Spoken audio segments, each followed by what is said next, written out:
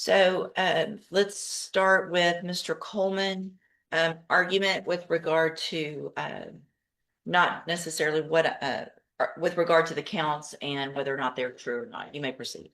Judge, I won't belabor the point. You just heard the testimony. The testimony is fresh on your mind. I think I'll start with what I believe is not even a close call, which is the possession of the firearm and the marijuana.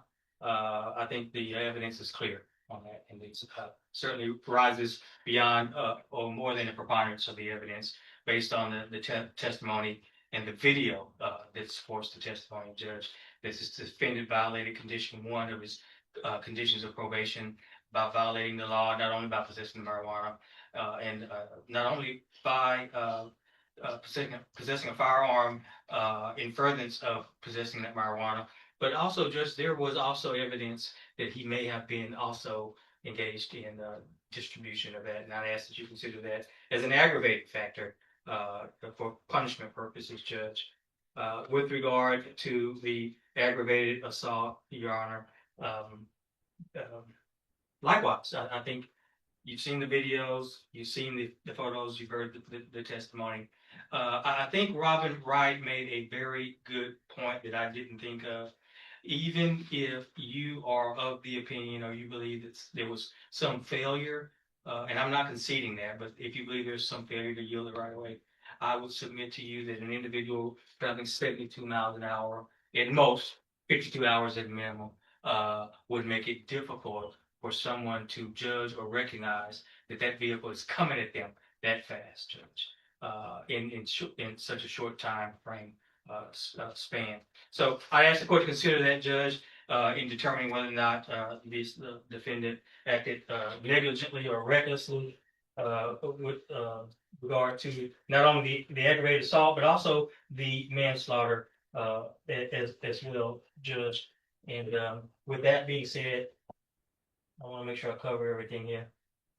I think that's really all I have on that, Judge. Thank you. Thank you, Mr. Coleman. Mr. Gertz. Judge, as to the first set of allegations regarding the alleged marijuana, there's no testimony that this was actually cannabis sativa L. There's not been any expert testimony on that front. And no witness was presented to do that. So unlike lots of other drugs, which are readily apparent as being unlawful, marijuana has a variety of different offshoots that are and can be legal in the state of Texas. And additionally, the firearm, to be unlawfully carrying a firearm, there has to be proof of the sort of precipitory, excuse me, Judge, offense of some unlawful possession of marijuana.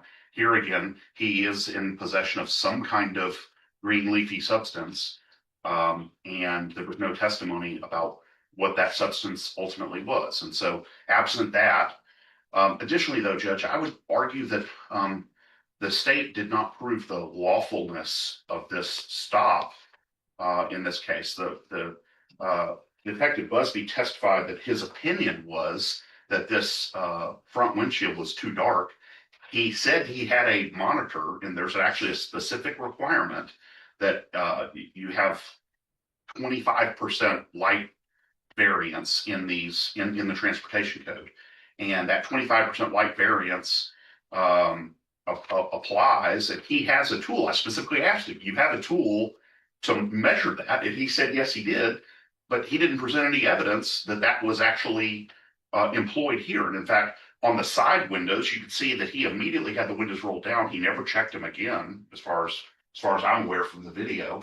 And he never used the tool to check the front windshield. So just at the very outset, he's making a guess or a hunch that this was, an unlawful window tint, but he didn't actually present any evidence of that other than just his own opinion.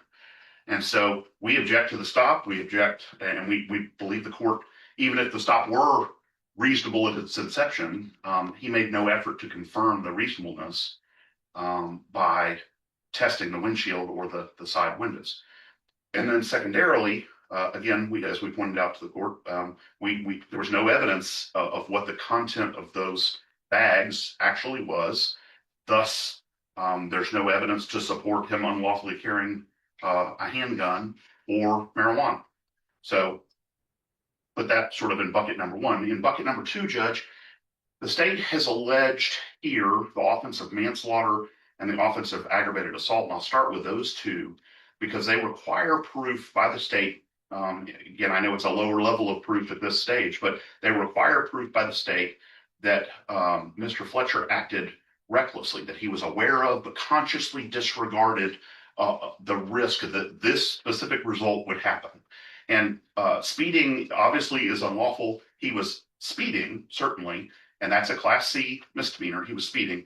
But the cause of this accident, and the state's own expert has testified before, and the reason I bring up this other case, Judge, is it is monumentally unfair, in my opinion, that the state, in two cases that are almost identical to each other, take contrary positions when it suits them.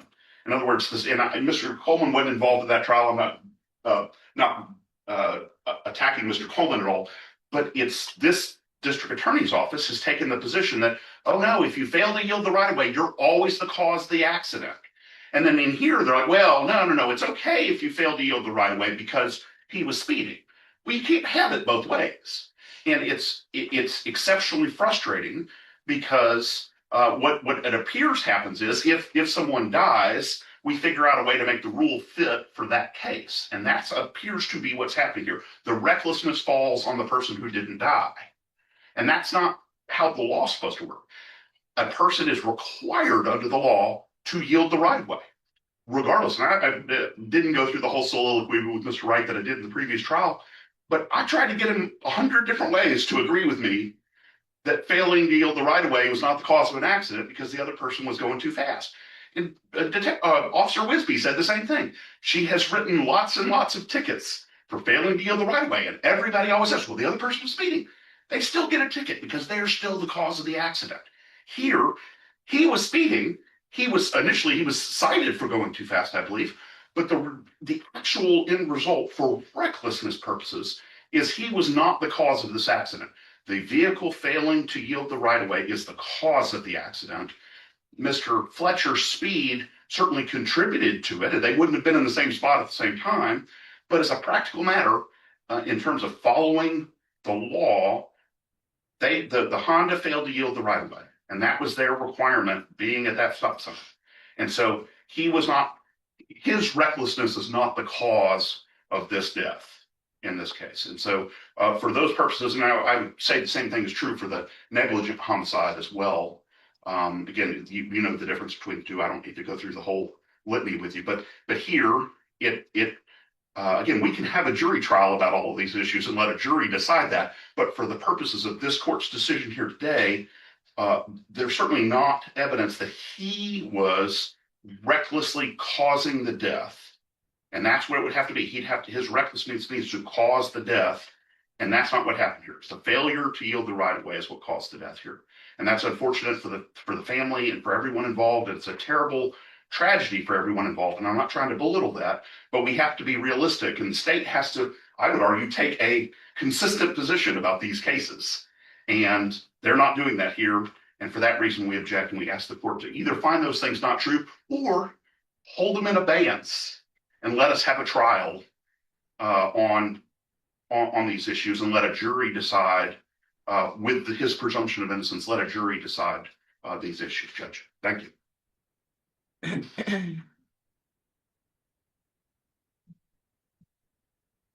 So obviously I was inclined to hear this case, the motion first, which is somewhat rare. Typically we'll have trials first, and I allow the state to go forward this way. At this point, well, a couple of things. There was no evidence with regard to the testing of the alleged marijuana. I don't know if there was testing, if there would be at some further. there hasn't been, I looked back, just as I said, I took judicial notice of the court's files. So I went back in the motion to revoke case, and there was a motion to revoke that was filed back in 2024, 3, something like that. There was a hearing, it looks like potentially. And at that point, the state, not Mr. Coleman, but the state over in drug court dismissed that motion to revoke based on that motion to revoke had the two allegations, the unlawful carrying and the possession of marijuana. If, I'm sorry to interrupt the court, Judge, but I've got authority case law that says that an officer can prove up or substantiate marijuana based on his or her training experience alone. The smell of marijuana and the odor, and I'm happy to provide that case law to the court.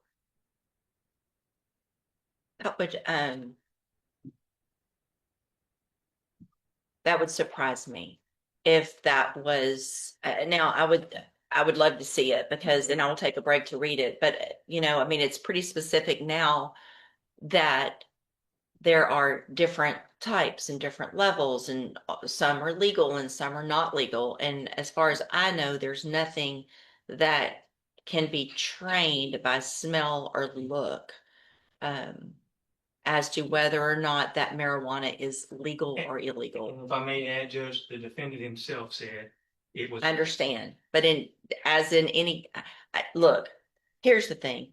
Do I think it was marijuana? Yes, I think it was marijuana. I think Mr. Fletcher was probably dealing marijuana. That's my opinion. I am constrained by the legal definitions of marijuana and what the testing shows on all drugs. He can think he has cocaine and it turns out to be baking soda, and he would not be guilty of possession of cocaine, even if he thought it was. That's my understanding of the drug laws, and I think that's the problem, and probably why back then there was a dismissal of that motion to revoke filed in drug court that specifically stated, let me find it. It was checked off, you know, why it's dismissed. And that was back on October 16th of 2023. And the mark that was checked off was the evidence is insufficient. So I don't know if there wasn't testing done on the marijuana. I think the testing is required, even as a preponderance. I have notes here. He admitted it was weed. The officer believes it was weed. It clearly was probably weed. Probably weed doesn't get me where I need to be. So I'm saying this for everyone because it's very frustrating for me, because I do believe probably that it was marijuana and that it was illegal and that Mr. Fletcher was selling it, distributing it, and I mean, you don't have scales and you don't have baggies, and you don't have all those things, and you don't have a firearm.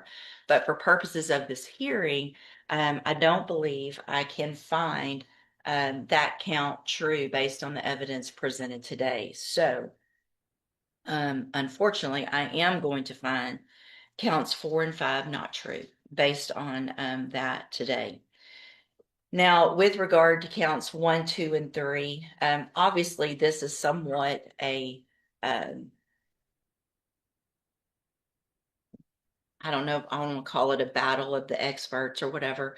I don't see how the speed that Mr. Fletcher was going did not have obviously some cause and causation in this wreck.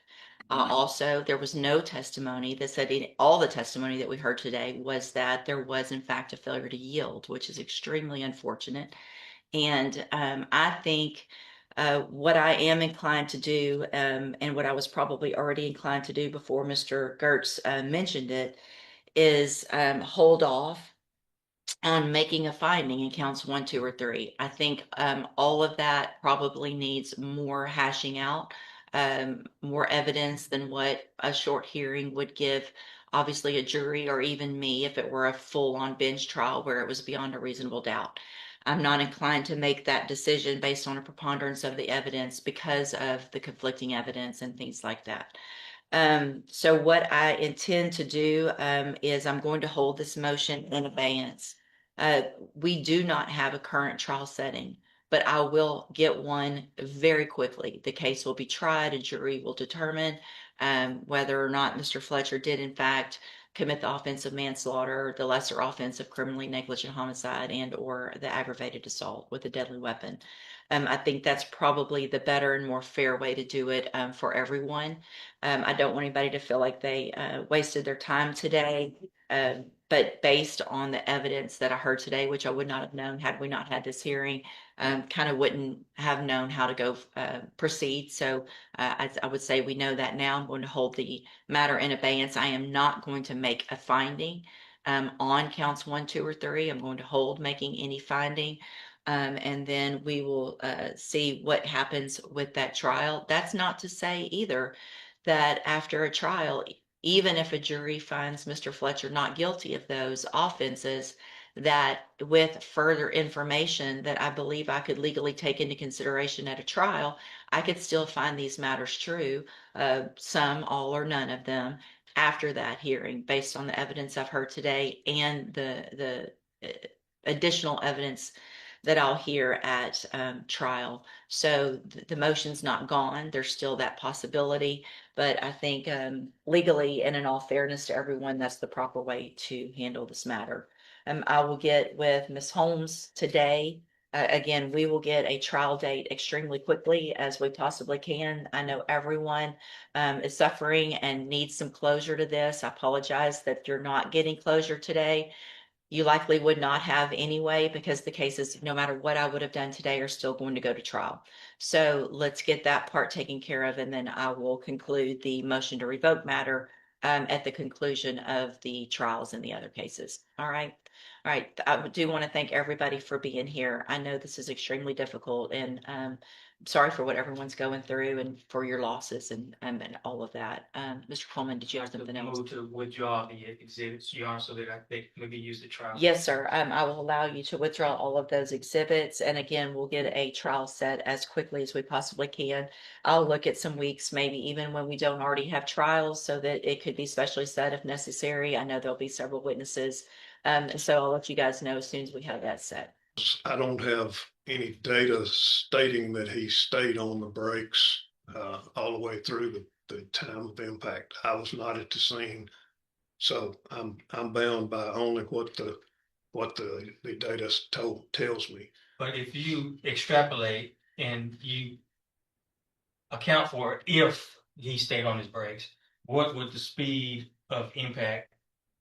What would the speed have been at the time of impact? That's given he stayed on the brakes, and again, that's tantamount to being speculation on your part, really. Yes, and I'll be glad to tell you how I got to Please, because that. I just want to get out in front of this. I'm sure Mr. Okay, the speed at the time of impact was about 40 miles per hour, provided he stayed in the brakes. And if there's anything else you want to add to that? Yes, sir. The interesting part about that is if you look at the accelerator pedal position, you see that it goes from 99 to 0 for 1 full second, and then it goes back up to 27, then back up to 42. However, the brake lights are still on. So that would mean a couple of things to me. Yes. As far as being able to read these reports and analyze them. He either drives with both of his feet, one on the brake and one on the accelerator. Or is that a form of, I'm sorry to interrupt, but is that one form of how people do burnouts? Or am I completely off base? It's done that way. Okay. I don't think that was the case. I'm sorry to interrupt. No problem. But that minor acceleration is going to affect his deceleration caused by the braking effort that he was applying or trying to do. So that's the reason that I can't be exactly sure what the speed, and the reason I referred to it as the speed at the time of impact was about 40 miles an hour. He had, if you will look at the reduction in his speed, he had lost 9 to 10 miles per hour per half second. So from 51, that would be about 40 miles per hour. And let's just say, based not even on your training experience, but in your just everyday life experience, if a person is traveling 70 to 52 miles an hour in a residential neighborhood in a zone that's zoned for 30 miles an hour, is it fair to say it would make it difficult for someone to see that vehicle, that oncoming vehicle?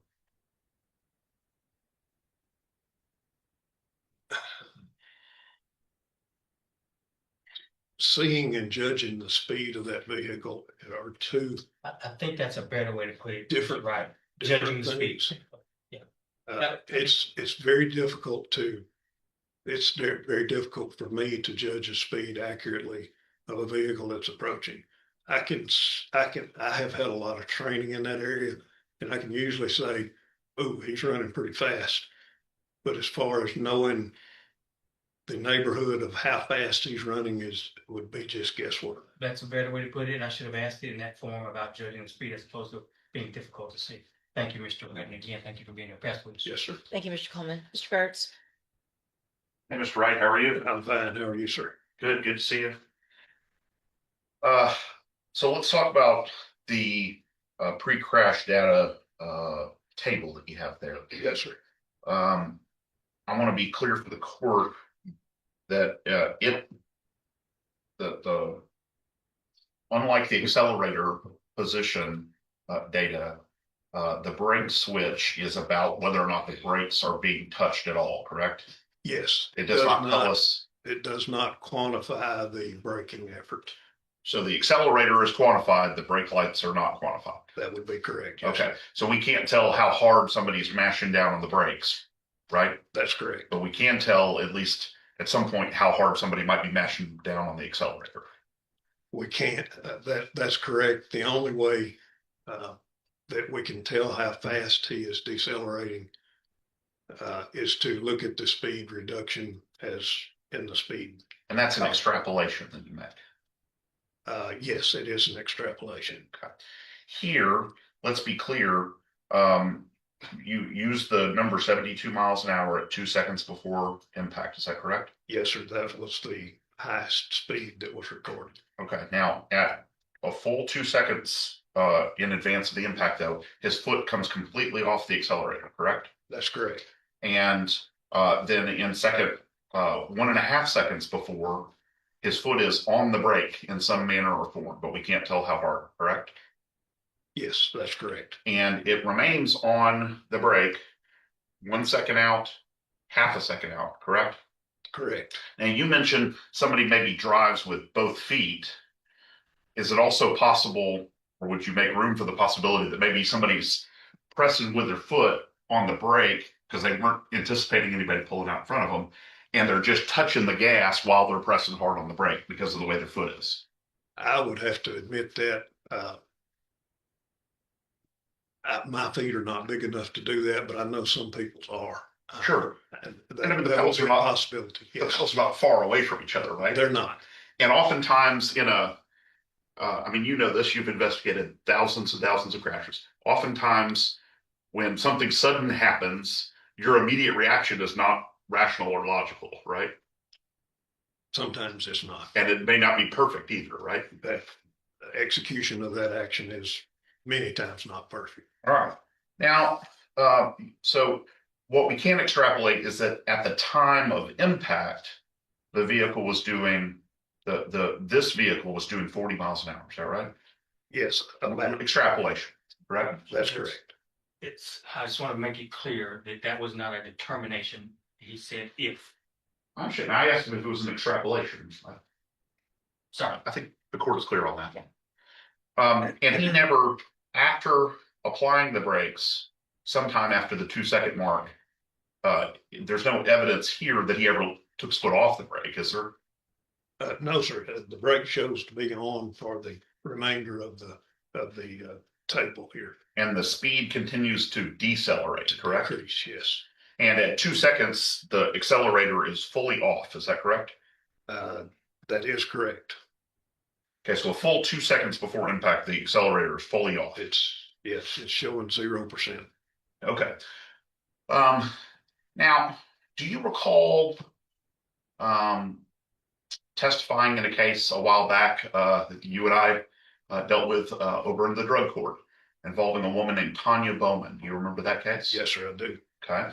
And remember that in that case, the key issue was whether one car was speeding or whether the other car failed to yield the right of way, right? That's correct. And you and I went round and round and round about it, did we not? We did. It felt like days, right? It was a long time. It was. And ultimately, your Judge, position, I would object to the relevance of that other case in this particular case. Judge, it goes directly to his opinion about this. Overruled, go ahead. Ultimately, your opinion was that if someone fails to yield the right of way, that they are the cause of the accident, in that case, regardless of the speed of the other vehicle. You remember that being your testimony? Yes. And so if someone pulls out and does not yield the right of way when they're required to by law, it was your testimony then, in that case, that regardless of the speed of the other vehicle, the failing to yield the right of way is the cause of the accident, right?